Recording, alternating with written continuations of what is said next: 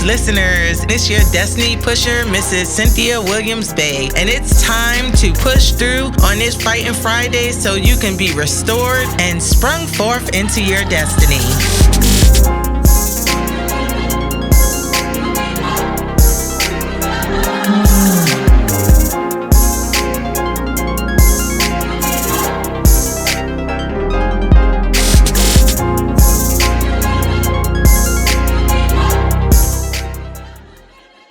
Hello everyone, it is Prophetess Cynthia Williams-Bey of the Williams-Bey Radio Show.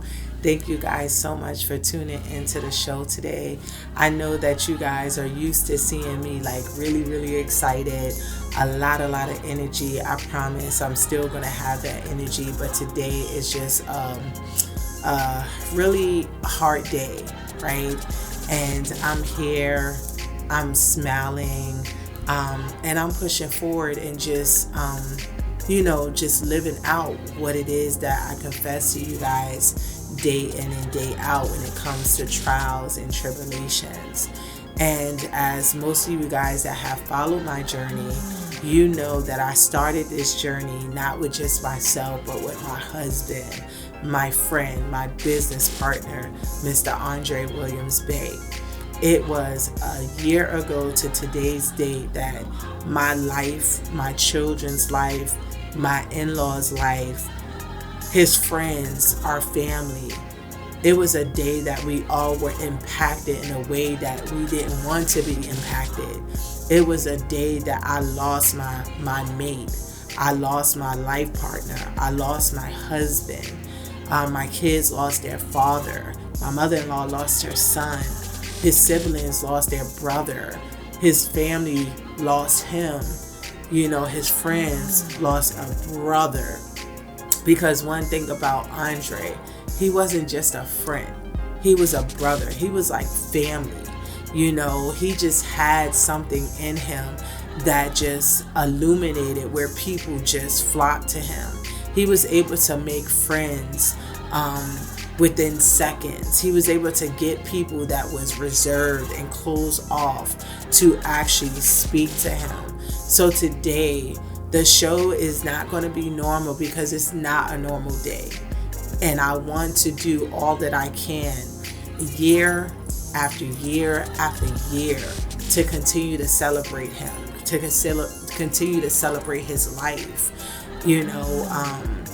Just when I think about Andri's life and I just think about just him as a person, just as myself and many of you, we didn't grow up, or he didn't grow up in, circumstances that was perfect. We all had circumstances and things that we had to go through. But how many of you guys know, and Romans 8:28, where it says, all things work for the good of those who love Christ Jesus, and it's called according to his purpose. So while Andri's life was cut short, because I definitely don't believe that it was God that actually orchestrated that, but again, as it says in the word, all things, because the enemy, the enemy, he's out to look, to seek and destroy and devour that which he can, right?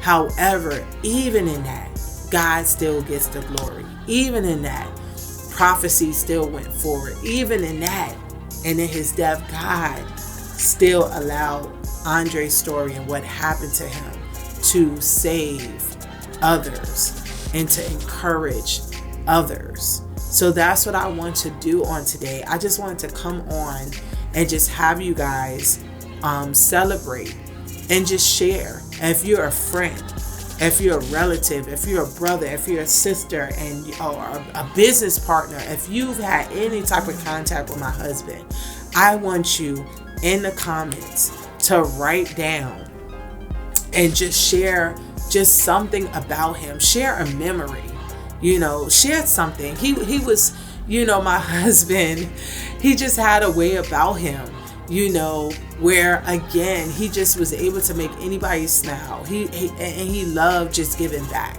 and that was just something that we connected, because you guys know I'm a giver, and that was something that we connected. I was able to push him. He was able to push me.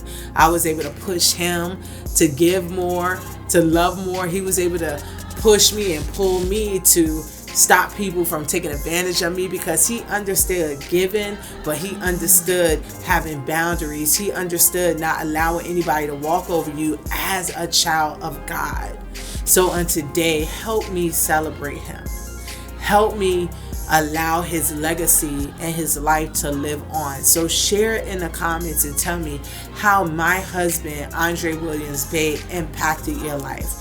Tell me one thing that you remember about him that you will continue to carry on and you will pass on to someone else. Okay?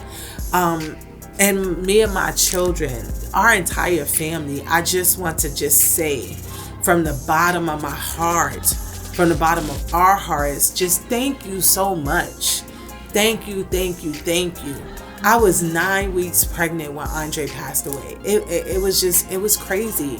And we already have 5 children. But when I say that we have not had a need for anything, that God has provided and supplied everything beyond our needs. And he's used people, he's used families, he's used organizations. I mean, just anything that my mouth, he's just blessed and continue to bless the business and the things that we already had developed.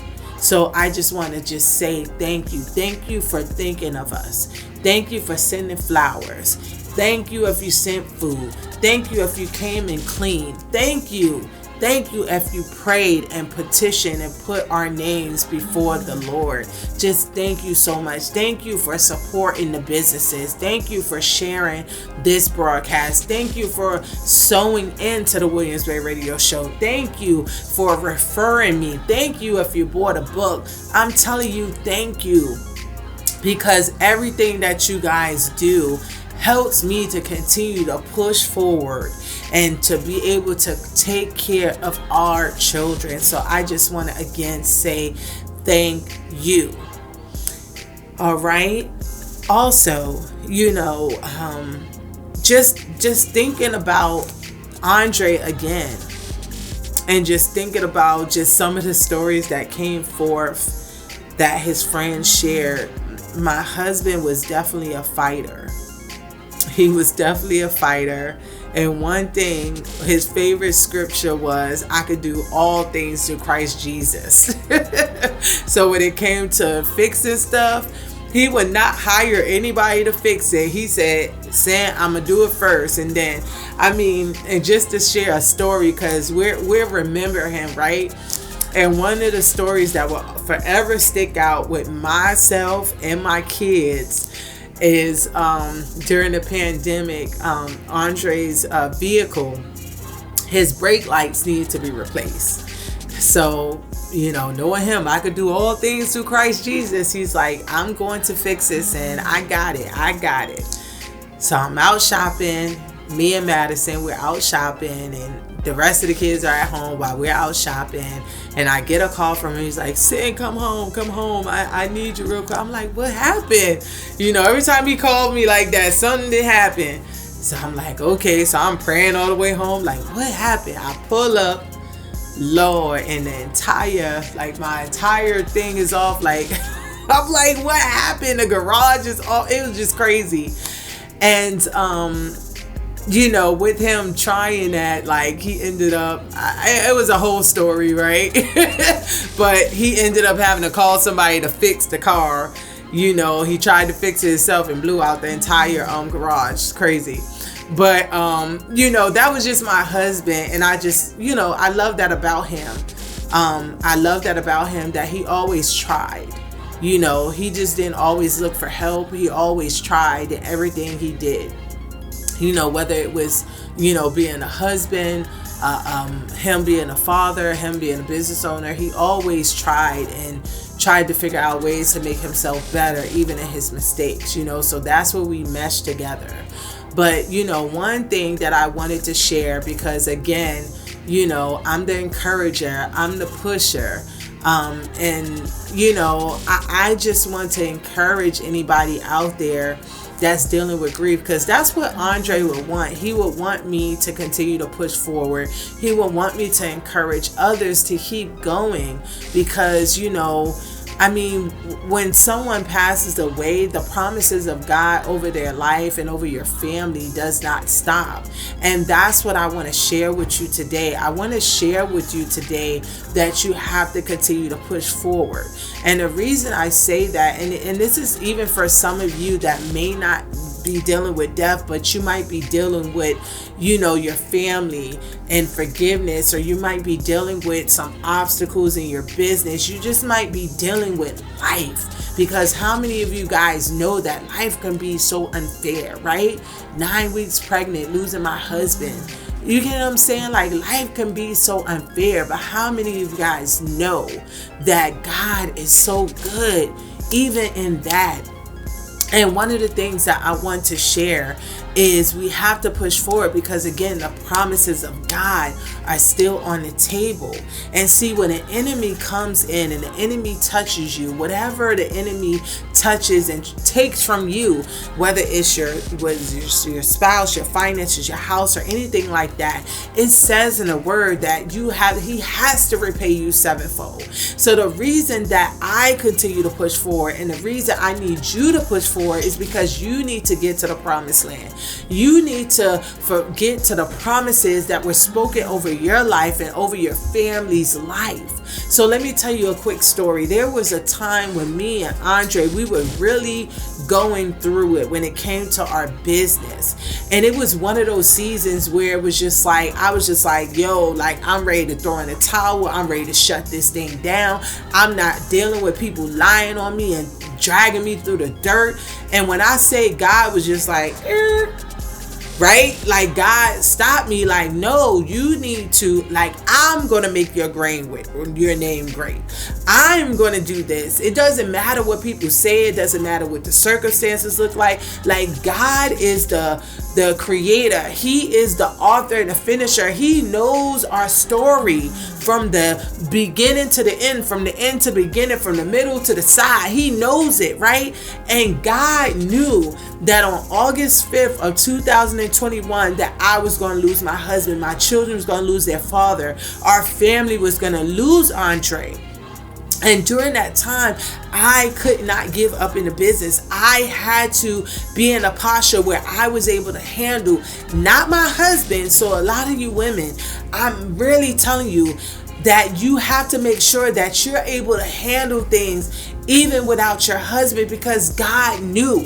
Like, he knew, and it was like he was equipping me and he was making me strong, so that way I would be able to pick up everything and be able to continue to push forward. I would be able to still handle the household. I would still be able to handle the business. I would still be able to handle the kids. I would still be able to handle myself and still walk in the authority and the calling of God. And I'm telling you, I know it's hard. I know you're feeling like you have the weight against you, the weight of the world against you and things like that, but you have to keep going, because what ended up happening is all the work and all the pushing and all the crying and all the praying and all the fasting and everything that I did years ago is what's carrying me through this time. It is what allowed me to have the supernatural strength of God and for heaven to back me, that even after my husband passed away with 6 kids and just delivering a baby, I was able to go and possess the land. And when I talk about the land, I'm talking about our home,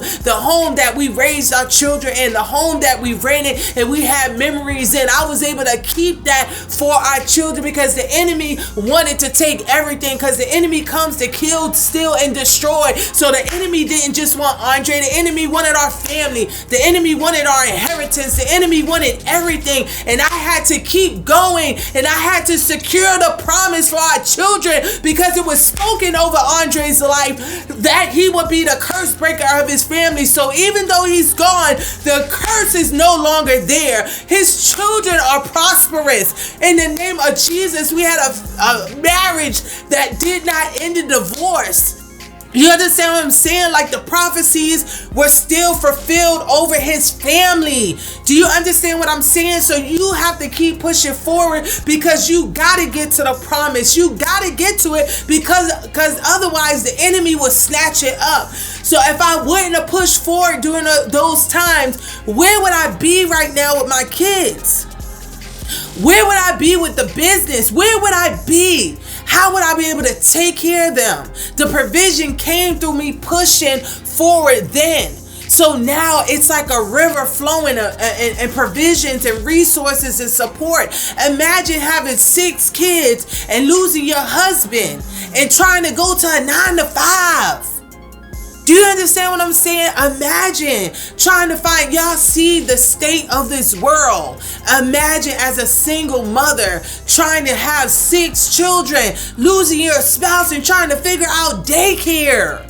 Do you understand what I'm saying? So I know it's hard, but you got to keep moving forward. I know it hurts, but you got to keep moving forward. I know you don't understand it, but you got to keep moving forward because it's only a set amount of time that you have to keep going to possess the land, to keep going to possess the promises. Do you understand what I'm saying? So I know that Andri, it doesn't matter who doesn't understand it, but I know the people that I am called to.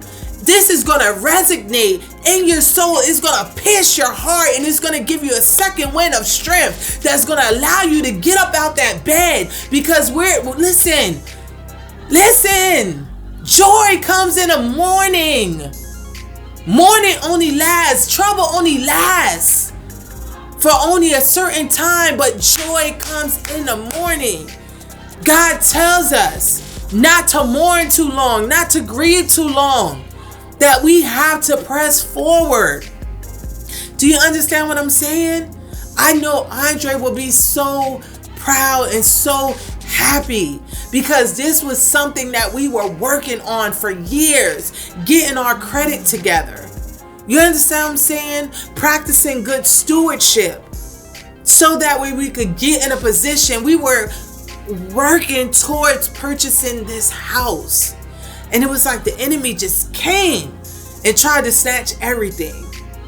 But one thing the enemy didn't count on was a Cynthia Williams-Bey. Whew, I'm telling you, the enemy is not counting on you.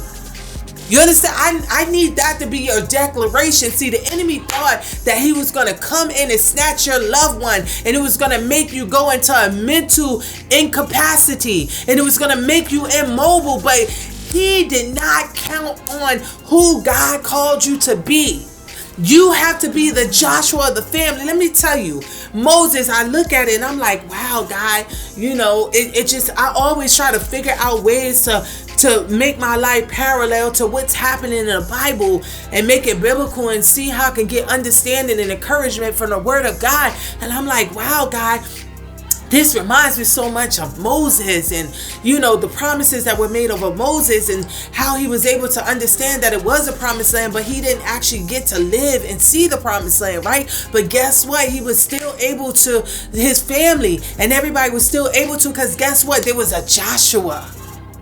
There was a Joshua that was able to lead the children of Israel, right? And even though Joshua, you know, had to go through those times of encouraging himself, because, you know, sometimes the people we lead, whether it's in business or family, you know, sometimes like when you trying to get them on the other side, you know, they got a question. They gotta ask when we're gonna get there. They're gonna say, oh my God, it was better here, right? Because they're so used to bondage that they don't understand that you're trying to get them to a higher place, a higher calling, a more prosperous land. They don't understand that you're trying to get it to where they don't have to worry. They don't have to work to the sweat of their brow and things like that. They don't have to do those things, because in a promised land of God, woo, it don't have all that, right? So I know y'all understand. I know how it is, but you have to be like Joshua. You have to encourage yourself. You understand what I'm saying? You have to encourage yourself and allow God to lead you, and you have to be the Joshua of the family. It didn't stop. You understand what I'm saying? When Moses died. And that's the revelation I need you guys to get, because that was the revelation that God spoke to me in the midnight hour when I was crying and weeping over my husband. You know, it was nice where I couldn't cry. It was like I was crying internally, but I couldn't get it out. You understand what I'm saying? Because it was so traumatic. It was just so hurt. And I'm just like, God. And he's just like, you got to be the Joshua. You got to keep pushing forward. You got to lead them into the promised land. You know, and while, you know, we have the house and things like that, it's more than that. Because, let me tell you, one thing that God had spoke to me, I was on a prayer call and God had spoke and he was just saying, you are the prophecy, you are the prophecy. And he led me to Genesis 17:6, and it reads in Genesis 17:6, it said, I will make you extremely fruitful. I will make nations of you and kings will descend from you. When I tell you my husband was a king, and when I tell you kings are descended from him, why? Because we have some beautiful daughters and we have Joshua, right? Joshua is a king in his own right. My husband raised that boy. You understand what I'm saying? He did his assignment. We got daughters that are fruitful and their wombs are fruitful and they're gonna birth kings. And I'm telling you, the entire bloodline, because if you look at the name Bey, oh my God, you will understand how God snatched back an entire generation for him. Our daughters will prophesy. Our daughters will minister. Our daughters will do the work of the Lord in the earth with the name Bey attached. And if you guys know anything about that name, hallelujah, if you know anything about that name, you know what's attached to it. So the fact that God was able to snatch it back, in the name of Jesus, you will understand why you have to keep moving forward. Don't ever question God. I know it hurts. Take your time, right? I'm not saying to rush your process. Take your time. I took some months off, before I started back the radio show, but I knew that I had to pick it back up and keep going because of what's happening today. Somebody needs to hear this testimony because somebody is feeling like God left them. Somebody is feeling like God forgot them. Somebody is feeling like, God, why me? So I'm coming on here as a widow, as a single mother, no father, losing my husband. You understand what I'm saying? To tell you that God has not forsaken you, to tell you that God has not forgotten you, to tell you that God is going to carry you through this season. Do you understand what I'm saying? To tell you that you have to keep going, that the promises over your family is still good. God's promises are yes and amen. So today, I need you to just get encouraged by our story, by my husband's life. And the next segment of this show, I'm actually going to celebrate him by allowing you guys to just see some of the work that he did in the show, some of the interviews. Just take a moment and just help us celebrate him. Okay? I love you guys so much. I love you. I love you. I love you. And I'm not going to stop. I'm going to forever. I don't care how many years it is. I'm always going to make sure his legacy stays alive. I'm always going to make sure that I'm sharing and just continue to encourage other widows and widowers that death is not the end. It's just the beginning of something else. Do you understand what I'm saying? So I love you guys so much. And I need you guys to make sure that you just help me keep his life and his legacy alive. Share this broadcast.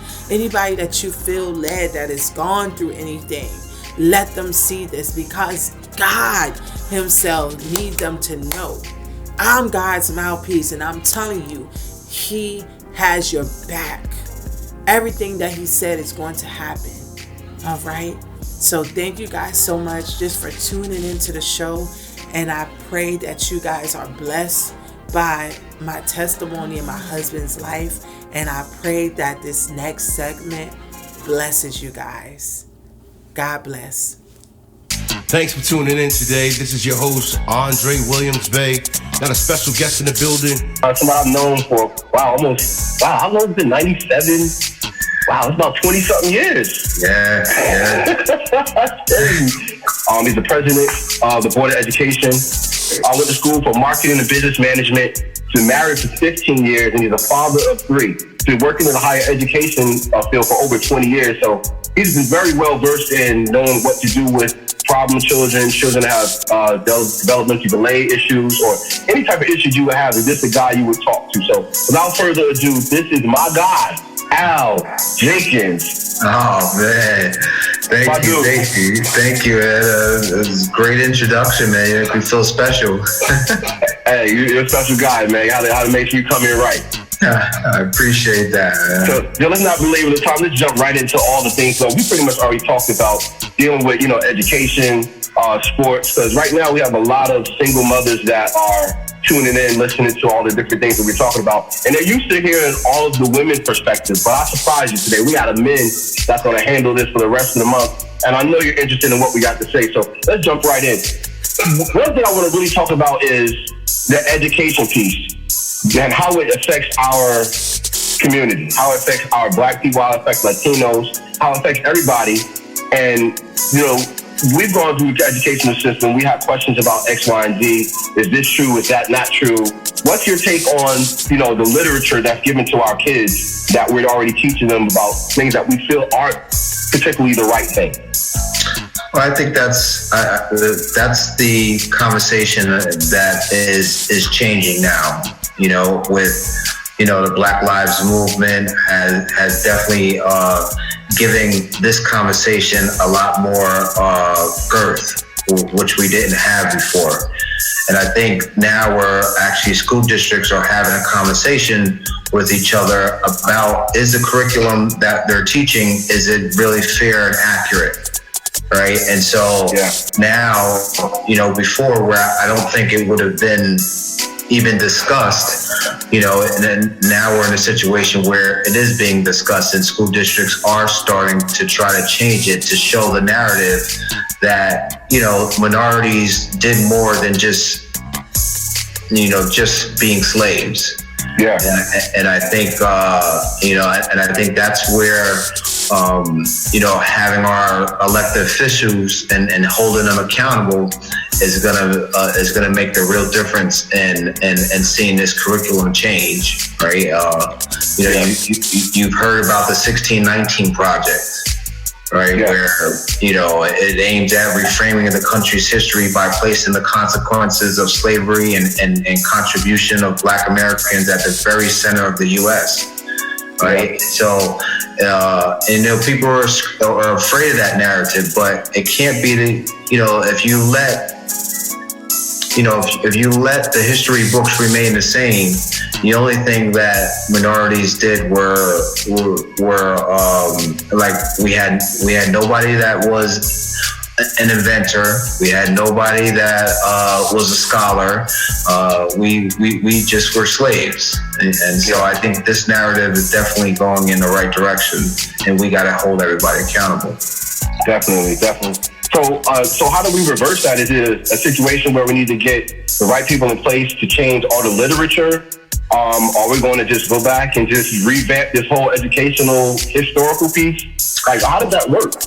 Well, I tell you the truth, it's really school districts, right? I think the people have to understand that we have the power in specific communities and specific school districts to encourage and our superintendents to look at changing the curriculum where our students are learning things that are relevant to us. Like I've heard a student one time come up and say, I've learned more about European history than my own. Right? Yeah. And when you really sit down and you think about that, that's a scary sight, right? Especially if you're like me and an African American, where I don't know. Why is it that I don't know much about my history? And the only time that we do hear about it, it's during Black History Month, and the only person that we only hear about is Martin Luther King Jr. But there were so many other different people. So I think if the people encourage the school district and the superintendent to start to change the curriculum, I think you're going to see more and more school districts kind of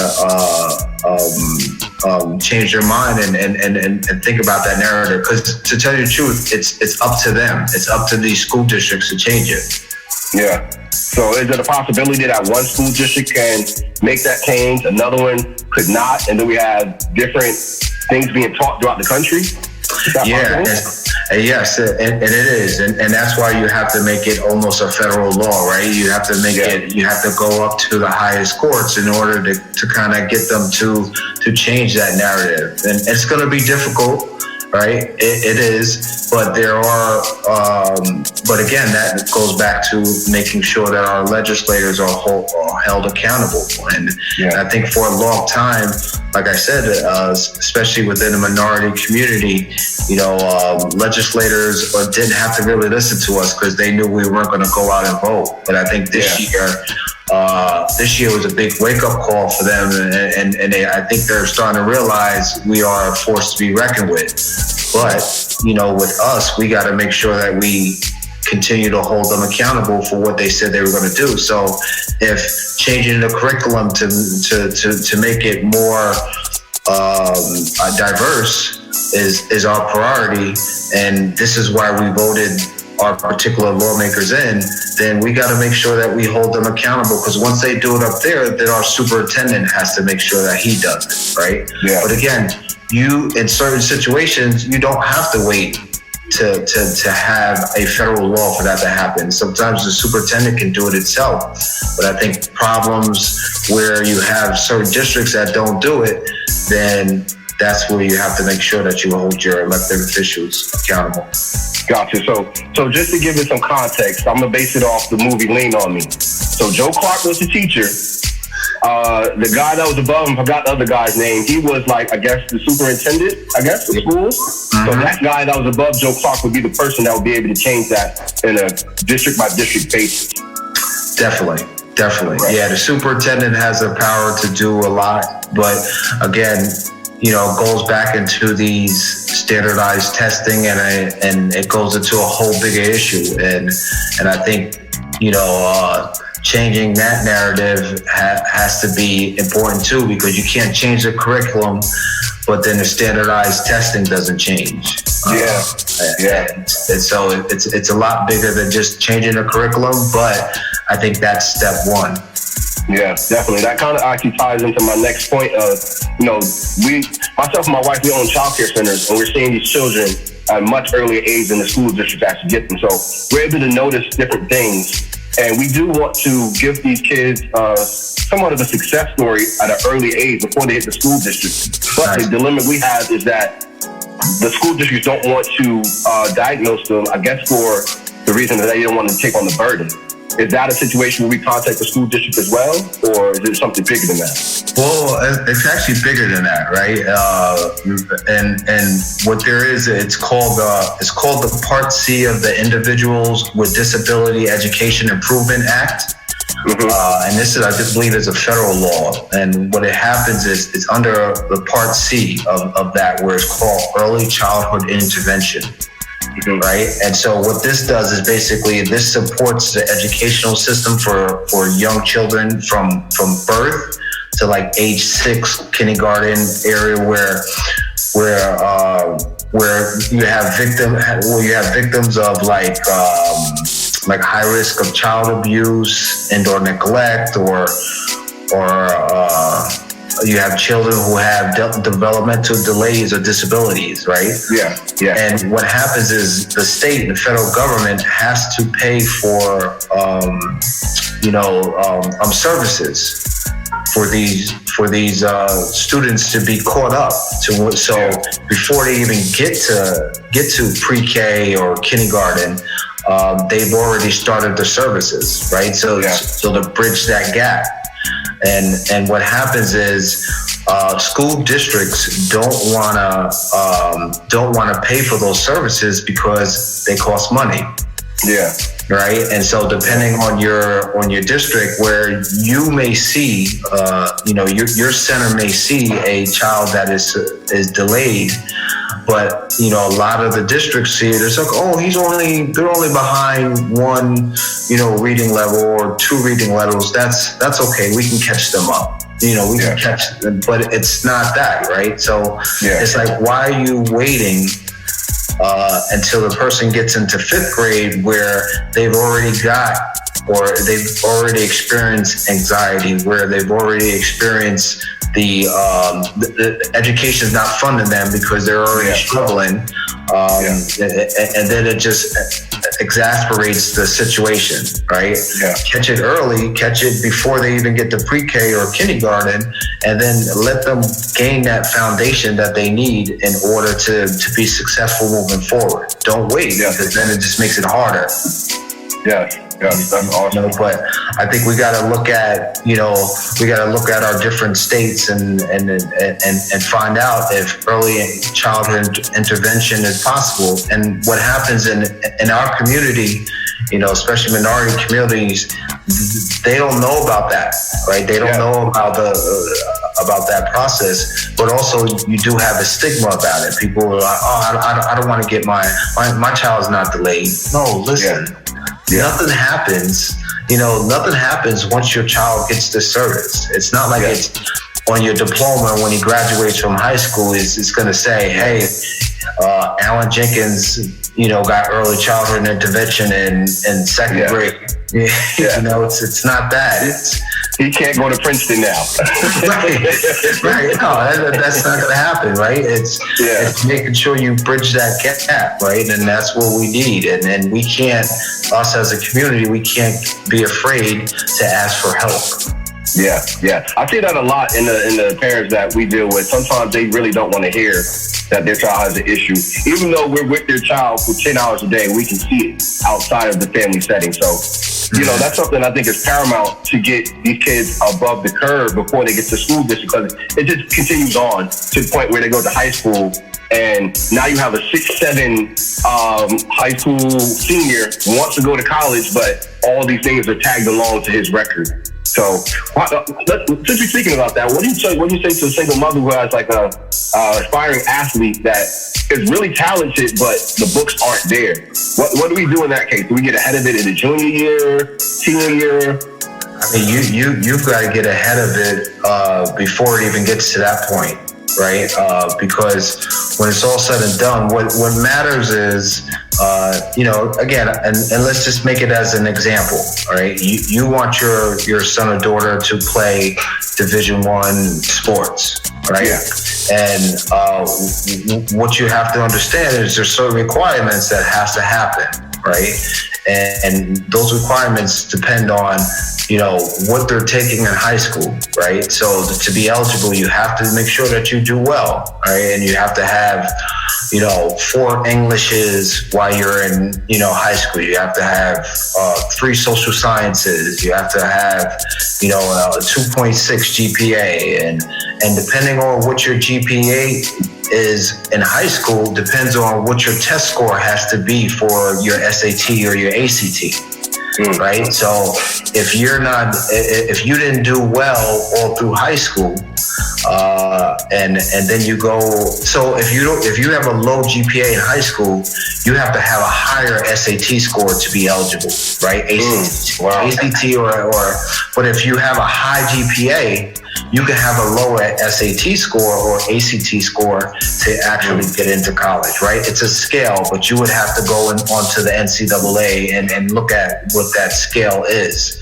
Yeah. Right? But they have a whole section for, what your requirements would be and so forth. But again, it's what you also have to remember, it's not only Division I and bust, right?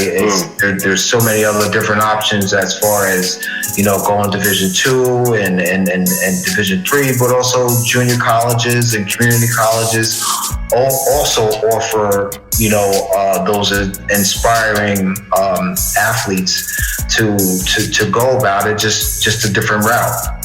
Yeah, definitely. Right? Yeah, that is great. That's great to have those different options. A lot of people probably don't even know that there is a scale. You have to keep a GPA. A lot of people don't even know that until it's too late. You may have a school that says, hey, I want you to come to this school, but on the back end, they have to look at those grades. They have to look at the character issues and all those other things. So it's best to get ahead of that curve. Like we said before, getting ahead of the curve in the early education stage is ideal.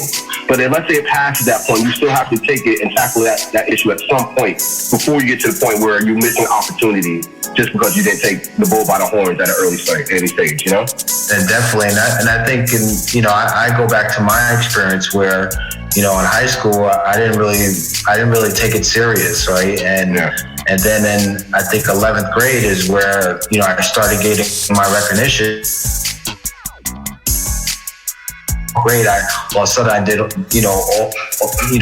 everything I needed to do. But by that time, it was already too late, right? And so, and that's why I say, if you can definitely catch it early and move on. And listen, I get it, right? It's difficult too, because it all depends on the family structure as well, because if the parents struggled in high school or in school and so forth, and now you have a child growing up, a lot of times, parents are don't know where to go to get help, right? Yeah. And then depending on school districts, you might have a, guidance counselor that's really not guiding you. Right. And so what I would say is if you have any questions whatsoever of what your school is doing or where your child should be, ask somebody. Right. Don't be afraid to ask somebody and find out, what the steps may be. And I think like I said before, a lot of times our communities, we're scared to ask for help, and asking for help puts us forward rather than backwards. Yeah, that's definitely one of the reasons why I wanted to have you on, because being that we have such a wide base of people that are listening to the show, a lot of people are scared to ask these questions or even get the information. So I'm going to put it in your face so that you say, hey, it's there.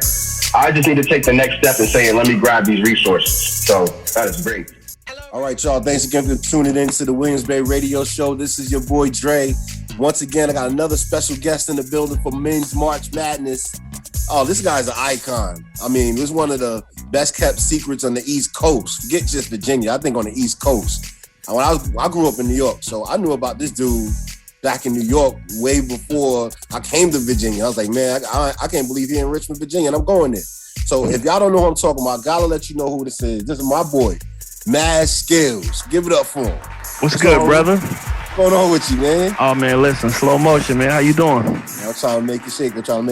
Man. I can dig it. Yeah. So from my understanding, you are Richmond, but by way of Detroit, correct? Yeah, I was born in Detroit, but I don't really remember being there. I might have left when I was like 3 years old.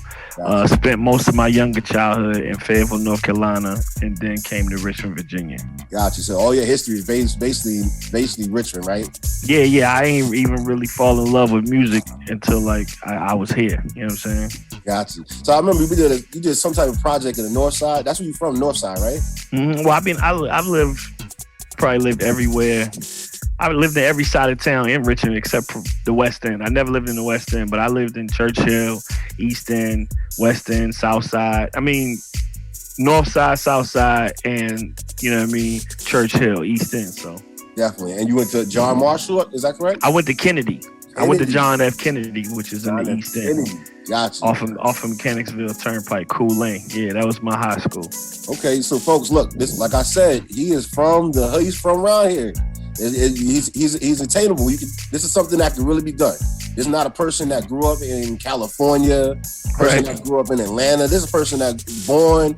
He may not have been born there, but he was raised here in Richmond, Virginia, and has done monumental things. So, from what I've also heard is that you've been doing ghostwriting. I've heard plenty of music from you back in the day, but I want to talk about the ghostwriting part of it, man, because that's a way to make a lot of good money, and people don't understand that besides just being the face, you can actually make money outside of that in the industry. Can you count on that? I mean, it's definitely a situation where you don't always got to be in front of the camera. You know what I'm saying? Like, it's a lot of people that make a lot of money behind the scenes as well. And I always feel like a good songwriter is seen, but not. I mean, it's heard but not seen. Yeah. So, in that regard, I fell to the back for a while and definitely helped a lot of other people come up with, some amazing songs. You know what I'm saying? So, and I'm proud of that. So. Yeah, definitely. So for the people that are in the church, let me give you a comparison. So ghostwriting is similar to something like, Andre Hawkins or Andre Crouch.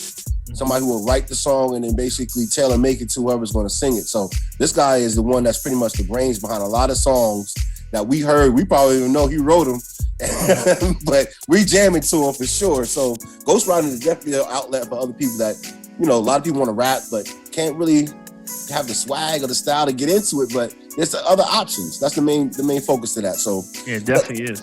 Let's talk about, you know, our locality here in Richmond, Virginia, DC, DMV area. Recently, we had this crazy event happen up at the Capitol. You know, I don't even know what to say about it, man. I'm trying to get your perspective on it.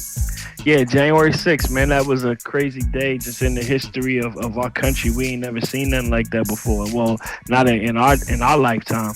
You know what I'm saying? So, and it was just a clear indication that it's definitely two sides to this country. You know what I'm saying? Like, it's people that can do things like that and get slaps on the wrist, and it's people that, you know, look like us, people of minorities, people of color that could have tried to done that, and they probably would have been all gunned down in the street. You know what I'm saying? And it would have been justified. You know what I mean? So it just shows that, you know, we got a lot of work to do. Yeah. And, you know, I don't know if it's going to happen in my lifetime. I don't know if it's going to happen in my children's lifetime. But I hope at some point these people come to realize that we built this place. You know what I'm saying? Like, this is built on our ancestors' backs.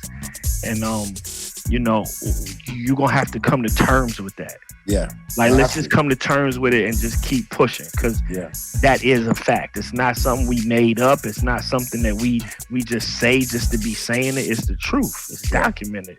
Yeah. So in that regard, man, I hope that, you know, one day I hope that one day we keep on singing the same song. Yeah. We shall overcome and all of that. Like, them days is over with. Like, it's time for a real change. Yeah, definitely. I had earlier in the month, I had a guy named Alan Jenkins. He's the president of the school board in New York City.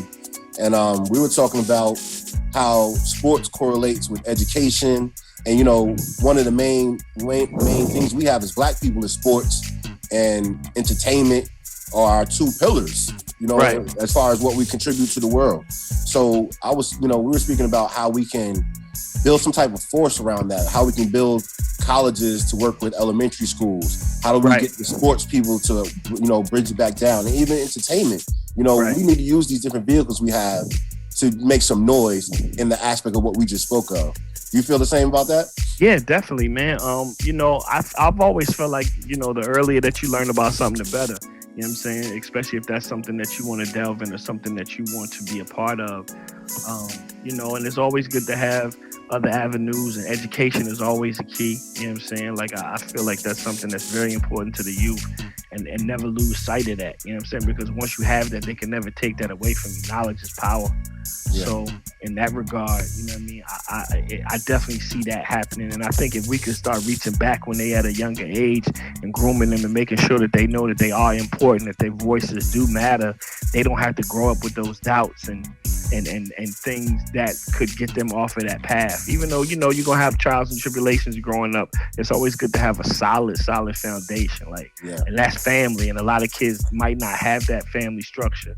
You know what I'm saying? So just having somebody that you could talk to, that you could be vulnerable with, you can lean on, you can let them know your problems, man. Like, that's already been through what you've been through, that you trust. Yeah. You know what I'm saying? Like, that's important, man. I wish I had that shit growing up. Yeah. I mean, excuse me, I didn't mean to say that. You're good. You're all good.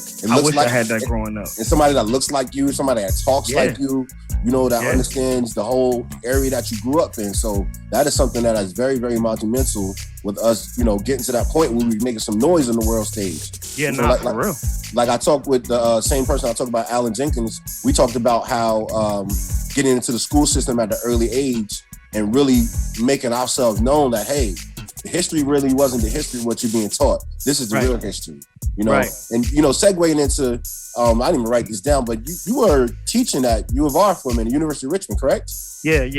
Teaching. How'd that come about? Teaching a hip hop course with a friend of mine named Eric Nielsen, who's the head of liberal arts. One day I met him and we sat down, and he was probably, you know, we met on a whole nother premise, and we were talking, and he was kind of taken back with how much I knew about hip hop, and he had heard a lot about me. And I mean, when we got to the end of the conversation, he asked me if I'd ever considered teaching, and I was like, like, not really. You know what I'm saying? He was like, yo, man, like, well, take my card. Like, I've been thinking of doing some things at the school, and you'll be perfect for it. And I was like, I mean, I'll take your card, but nah, I'm not interested. And then he kept pressing me about it. And after a while, I talked to other people like Ninth Wonder, Bun B, Chuck D, you know what I'm saying? Yeah. And they were like, nah, Skills, you should really take that opportunity, man, to pass down the baton and just do it on a scholastic level where it's for real, you know what I'm saying? Because you could talk about hip hop all day. Yeah. So, but to actually approach it and teaching it as a course was different. So, you know, I never went to school for nothing like that, so I was apprehensive about it. But Knife Wonder said something to me that just put my mind state in a whole different thing. He was like, Skills, if they gave out degrees for hip hop, you don't think you would have one? Yeah, you definitely would have one. I was like, yeah. Well, he said, bro, you 20, 25 years in the game. Like, of course you would have one. You be a PhD, MSD, da-da-da-da-da. You have all the robes and all. Right. I was like, dang, he right. And he was like, Skills, listen, man, take that opportunity, bro. Sit down and talk to dude and see what he talking about. We sat down and talked about it, and it turned into a teaching opportunity. And I've been there ever since. I mean, with COVID, we had to fall back on the class, but as soon as things open back up, like, I'm looking forward to getting back to teaching for sure, because I love it. That's awesome, man. So what were you teaching about? What were some of the questions they were asking? Like, give me insight. The thing about it was the class. A lot of people might have came in thinking that the class was going to be easy, and it definitely was. And we weren't teaching anything that you could learn in a documentary. Like you can go look at Wild Style, you can go look at Hip Hop Evolution and find out who Africa Bambaataa and Kool Herc and Bam is. Yeah. He wasn't teaching that. You know what I'm saying? That might be a part of your, you know, what you might have your viewing requirement, but we was spending a lot of time about that in the classroom, just about how hip hop is a political and social force, and how it's the most popular genre of music in the last 30 years. Wow. You know what I'm saying? Because it was people in that class from 18 to 55. Wow. You know what I'm saying? So it was undergrad students that was taking that class because they like, yo, I got kids, I got 2 sons, and that's all they listen to. I just want to know more about it.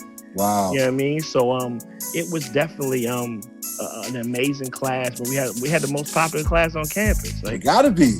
And it was at UR, so nobody expected that at the University of Richmond. That's a prestigious school, you know what I'm saying, private donors and whatnot. But it turned into something beautiful, man, and I can't wait to get back to it. Man, that's awesome. When I read about that, and that's what I told you earlier, I like bridging the gap, you know, and that's exactly what that is. That's exactly what that is. Right. And any opportunity you have to do that, you got to take that, man. I'm glad you took it, man, because me too. You got a lot of people understanding more than they ever understood, or even willing to ask questions in that setting. Right. That is something awesome. So next topic I want to talk to you about. Recently, I've heard a crazy audio tape, man. You know, I've been to church all my life. I know church from the back to the front. Right. And me personally, being in the church and doing all the different sound and equipment, I know the personal people that are the deacons, the pastors, and I know them personally. And sometimes, you know, they slip and they'll say this, that, and the third accidentally. But Kirk Franklin, wow. Oh, yeah. Wow.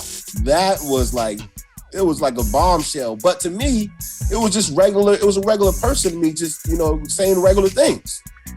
Bro, what I took away from that is, and this is something that I always have held in a high regard, that before you have any title, you're a human being. Exactly. You know what I mean? And I think we put a lot of stigmas on people because of their title. Like, he a police officer, he ain't supposed to do that. He a judge, he ain't supposed to do that. Man, that's somebody that's a food worker, they ain't supposed to do that. But whatever you are, you a human being first. You just happen to be, before you a husband or a wife, you a human being. And I heard people, a husband ain't supposed to do that. That's a man. That's a human being that happens to be a male gender. Yeah. So I don't judge nobody, bro.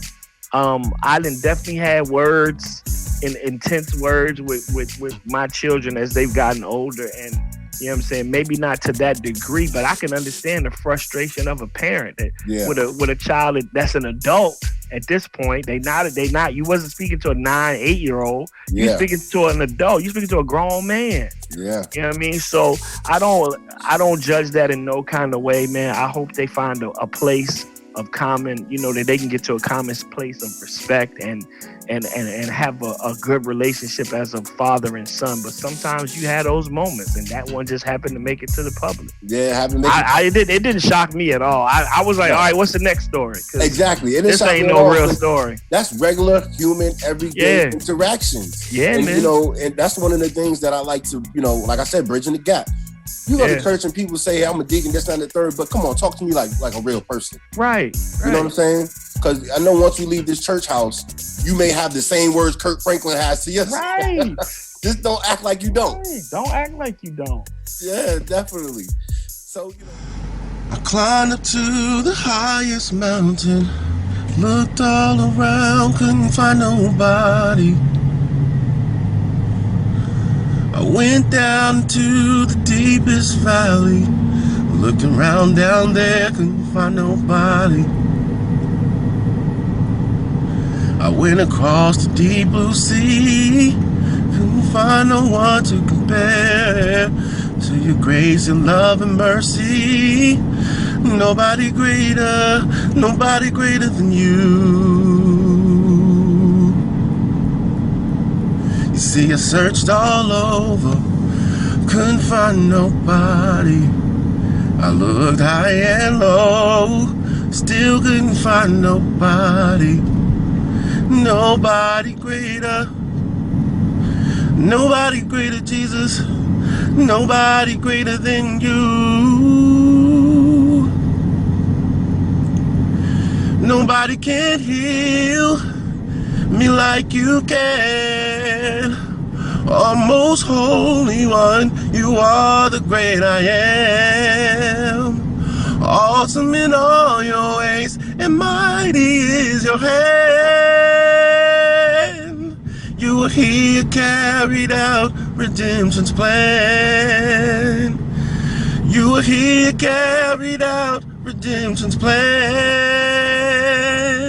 I searched all over, couldn't find nobody. I looked high and low, still couldn't find nobody. Nobody greater, Jesus. Nobody greater than you.